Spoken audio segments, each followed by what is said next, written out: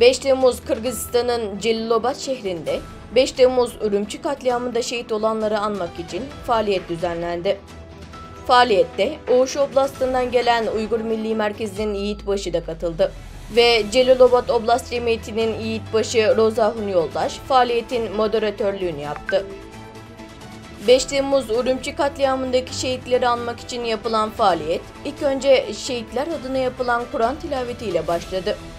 Kur'an tilavetinden sonra ise Ürümçi ve Gulca katliamında yaşanan olaylar anlatıldı. Ayrıca 5 Temmuz Ürümçi ve Gulca katliamlarında şehit edilen Uygur çocukların ve büyüklerin anılması için Kırgızistan'daki oblastlarda, şehirlerde ve hatta köylerde de halka anlatılması yönünde teklifler yapıldı. Faaliyette Kırgızistan'ın güneyindeki halka Çin'in soykırım ve katliam yaptığı, Doğu Türkistan için canını feda eden yüz binlerce Uygur şehitlerini unutmayız, unutturmayız şeklinde sloganlar atarak ve örf adet şekline getirerek kalbimizde anacağız dendi.